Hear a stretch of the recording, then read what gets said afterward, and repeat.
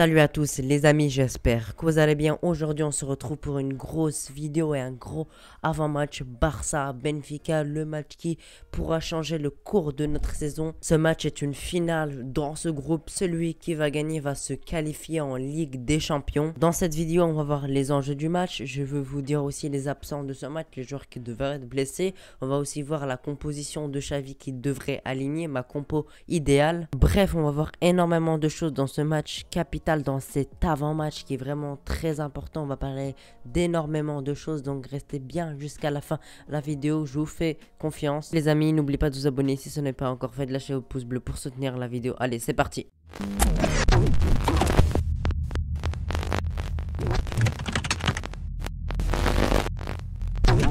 Les amis, avant de débuter ce grand avant-match, j'aimerais vous présenter un petit youtubeur qui s'appelle La Vie d'Inculé. C'est un youtubeur passionné qui a des avis pertinents, qui parle du Barça, qui parle mercato, qui fait des débriefs des matchs du Barça. Les amis, c'est un petit youtubeur qui a besoin de force, il vient de se lancer, donc n'hésitez pas à aller le soutenir en allant vous abonner à sa chaîne, à aller regarder ses vidéos et à commenter pour le soutenir. Les amis, c'est très important et ça lui ferait vraiment beaucoup plaisir. On va voir un peu le classement de ce groupe. Ok les amis, on va commencer par analyser ce groupe E. Donc le premier c'est le Bayern avec 12 points, 4 victoires en 4 matchs. Voilà, c'est vraiment des monstres, ils sont déjà qualifiés largement. Puis derrière il y a le Barça avec 2 victoires, 2 défaites. Le Benfica qui a 4 points avec 2 défaites, 1 nul, 1 victoire. Et le Dynamo Kiev tout derrière avec un petit point, 3 défaites, 1 nul. Donc déjà pour commencer par ce groupe, déjà le Bayern, ils sont qualifiés largement. Ils vont encore gagner contre le Dynamo Kiev, c'est quasiment une certitude. Ils seront qualifiés 100%, ils sont déjà qualifiés. Puis le Barça qui a 6 points. Ils ont un avantage sur le Benfica, on a un avantage sur le Benfica, mais il va falloir faire attention. Déjà dans ce match, il va pas falloir perdre, parce que si on perd, ils seront de l'avance, ils auront un point d'avance sur nous. Et en plus, après, ils vont jouer le Dynamo Kiev, pardon. Et le Dynamo Kiev, je pense qu'ils les battront et on sera éliminé parce que voilà, le Dynamo Kiev, ce n'est pas une grande équipe de Ligue des Champions. Ils ont qu'un petit point, ils sont déjà éliminés. Donc ils n'ont plus rien à jouer. Je pense que le Benfica battra assez facilement le Dynamo Kiev. L'idéal sera vraiment qu'on batte le Benfica parce que si on bat le Benfica, on sera qualifié. On aura 9 points et le Benfica 4, donc on aura 5 points d'avance. Donc même si on perd contre le Bayern et qu'il gagne contre le Dynamo Kiev, on sera déjà qualifié. Ok les amis, maintenant on va voir la forme du Benfica, puis on va voir la forme du Barça. Alors sur les 4 derniers matchs, il y a eu un 1-1 contre Estoril, une défaite 5-2 contre le Bayern. Voilà, le Bayern c'est vraiment une grande équipe et ils se sont fait écraser.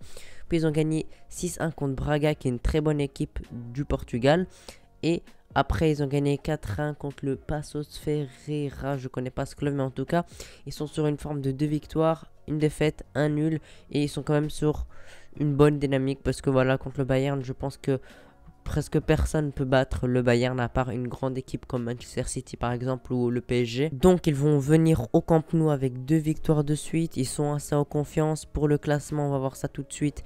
Ils sont 3e avec 28 points. Le Sporting et Porto sont devant avec un seul point d'avance. Donc ils sont aussi très bien dans le classement du Portugal. Donc c'est une des meilleures équipes du Portugal. C'est une excellente équipe et c'est pas pour rien qu'ils nous ont battu 3-0 là-bas à Lisbonne. L'idéal pour ce match, c'est que le Barça ne perde pas dès le début du match, qu'ils se prennent pas un but dès le début du match parce que on a bien vu, ça fait des années que le Barça fait pas des bonnes entames de match et on est souvent puni voilà par un but. On fait des mauvais débuts de match, donc on n'a aucune chance de ouvrir le score dès le début du match. Et il va falloir mettre de l'intensité dès le début du match. Ça sera très très important. Ou ouvrir le score encore mieux en début du match parce que ça va, ils vont être contraints à encore plus monter. Parce que déjà, contre nous, ils ont beaucoup monté, ils ont fait beaucoup de pressing, c'est pour ça qu'on a eu beaucoup de mal.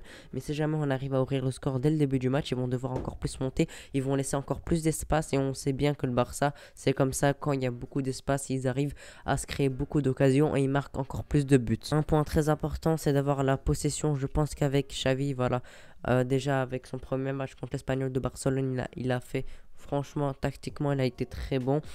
En plus, c'est son premier match, donc c'est pas simple d'instaurer son jeu directement, ça prend quelques mois. Dès le début du match, on a pu garder le ballon, se créer des occasions, on aurait pu vraiment ouvrir le score dès le début du match. Malheureusement, on n'est pas très réaliste devant les buts et ça fait quand même un bon bout de temps, surtout qu'il n'y a plus Messi. Messi, c'était un des seuls joueurs qui était réaliste devant les buts, donc ça, il va falloir le corriger le plus vite possible parce que le Benfica, ça va vraiment pas pardonner. Quand ils nous ont battu 3-0, ils n'ont pas eu autant d'occasions que ça et ils nous ont mis 3 buts, donc il va falloir être réaliste devant les buts parce que voilà, comme je l'ai dit, le Benfica, ça va pas pardonner. Je pense que les joueurs seront vraiment motivés pour ce match, je pense qu'ils vont tout donner parce qu'ils savent bien que s'ils perdent, ils sont éliminés et ce serait vraiment bien qu'on gagne ce match parce que comme ça on pourra être zen contre le Bayern Munich parce qu'on sait bien contre le Bayern ils sont vraiment très forts, même s'ils ont perdu contre Freiburg le dernier match, mais franchement, c'est vraiment un énorme club, un des meilleurs clubs du monde actuellement. Je pense que ce sera vraiment très compliqué de gagner. Déjà, gagner, pour moi, c'est quasiment impossible, mais le foot, il n'y a rien d'impossible dans le foot. Un match nul, c'est possible, mais ça sera vraiment encore compliqué. On a vraiment plus de chances de perdre que de gagner. Donc, il va falloir vraiment gagner ce match pour pouvoir être tranquille. Parce que si on perd, on devra gagner le match Bayern Munich. Il va falloir battre le Bayern. Et en plus, il va falloir espérer que le Benfica ne gagne pas contre le Dynamo Kiev. Donc, on serait vraiment dans une position catastrophique si on perd. Maintenant, les absents du match, je vais vous les énumérer tout de suite. Fati est quasiment forfait pour ce match. Dembélé peut être dans le groupe, mais il ne jouera presque pas beaucoup. Il jouera quelques minutes, je pense. Donc Dembélé, il va pas falloir compter sur lui pour être titulaire. Ilyas, Abdé, absent 100%. Eux, ils seront pas là à 100% parce que il y a un où il n'a pas été inscrit en Ligue des Champions et l'autre, je ne sais plus pourquoi, mais en tout cas, ils ne seront pas là. Et Busquets et Nico Gonzalez seront, voilà, ils sont... On ne sait pas s'ils vont être absents, mais ils sont douteux en tout cas. Busquets, je pense qu'il a plus de chances de revenir que Nico. En vrai, je sais pas, je pense que les deux seront de retour, mais après, avoir leur état physique pour voir si ils pourront être titulaires ou ils devront être sur le banc, mais eux seront dans le groupe, c'est quasiment certain. Maintenant qu'on a énuméré les absents, on va passer aux 11. Ok les amis, on va commencer par le gardien Marc-André Ter Stegen qui nous a fait un très bon match contre l'Espagnol de Barcelone. Je pense que Xavi va savoir le faire monter en puissance parce que cette saison c'est vraiment pas ouf et je trouve qu'il a été assez bon contre l'Espagnol de Barcelone. Je suis content pour lui. Maintenant on va passer à la défense. La défense, Eric Garcia, Araujo, je pense que c'est la meilleure qu'on peut avoir. Piqué a été assez satisfaisant contre l'Espagnol de Barcelone, mais je pense que ce serait préférable de le mettre sur le banc. Eric Garcia, Araujo, une charnière du futur et même du présent. Araujo a pu jouer quelques minutes contre l'Espagnol de Barcelone, donc je pense qu'il pourra être apte à être titulaire contre le Benfica. Maintenant passons aux latéraux. Passons au latéral droit, tout simplement Sergi Roberto. J'aurais bien aimé mettre Dest, mais malheureusement il ne sera pas prêt. Et il vient juste de revenir dans le groupe. Je sais même pas s'il va être sur le banc, s'il sera voilà, convoqué. En tout cas, Dest ne pourra pas jouer, donc Sergi Roberto. J'ai préféré mettre Sergi Roberto que Mingueza parce que franchement, Mingueza c'est une catastrophe. Offensivement, il n'apporte rien. Défensivement, c'est encore pire. Donc malheureusement, Mingueza n'a pas le niveau, donc il va falloir le mettre en latéral droit. Sergio Roberto, Xavi l'a préparé physiquement, il le voulait qu'il soit 100% pour le Benfica, donc il l'a gardé au frais pour qu'il ne joue pas contre l'Espagnol et qu'il joue contre le Benfica. Maintenant on va passer au latéral gauche, Jordi Alba qui a fait un bon match contre l'Espagnol de Barcelone, qui est un top latéral gauche quand il est bon, parce que voilà, des fois je le trouve assez irrégulier, des fois il peut nous sortir un match très mauvais et des fois il peut nous sortir des très bons matchs. Et maintenant on va passer au milieu. Du coup, Frenkie de Jong, Nico Gonzalez, Gavi. Nico Gonzalez, je vous ai dit qu'ils sont douteux. Ils seront peut-être pas à 100% Nico, mais je pense qu'il sera là. En tout cas, je l'espère parce que c'était surtout une fatigue.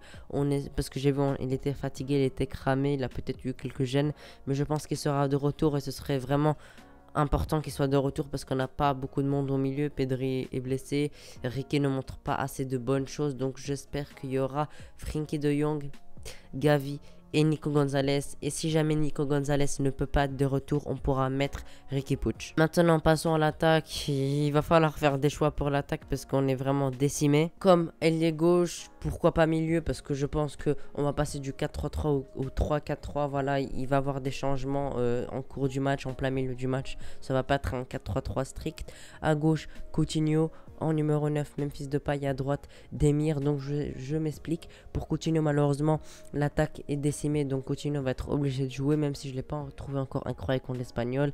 Il fait vraiment un mauvais début de saison. Mais on n'a pas le choix. On espère qu'il pourra faire un bon match sous Xavi.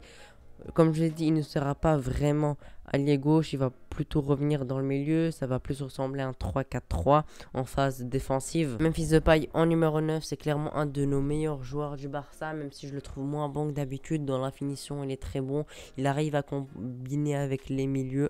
Donc voilà, en numéro 9, Memphis Depay, même si des fois il joue pas, c'est simple, mais en tout cas, il fera l'affaire. En numéro 9, à droite, Demir, j'aurais bien voulu mettre Abdé. Mais malheureusement, il n'est pas inscrit pour la Ligue des Champions, donc il ne pourra pas jouer malgré son gros match contre l'Espagnol. J'aurais vraiment voulu qu'il joue, mais malheureusement, il ne peut pas. Donc, Demir à la place, c'est un jeune joueur, un crack, un ailier. Même si je le trouve moins bon qu'Abdé, je pense qu'il pourra faire l'affaire contre le Benfica. Je suis un peu inquiet parce qu'on a vraiment beaucoup d'absents, mais on espère qu'on pourra gagner contre le Benfica et que le Barça sera soudé pour se qualifier en 8e de Ligue des Champions. Les amis, n'oubliez pas de me dire ce que vous en pensez dans les commentaires du 11. N'hésitez pas à donner votre 11. J'essaie de faire un 11 assez cohérent malgré toutes les blessures. On verra. On espère qu'on pourra gagner pour se qualifier en 8e de finale de Ligue des Champions dans le deuxième match de Xavi. J'espère qu'il y aura encore plus d'améliorations.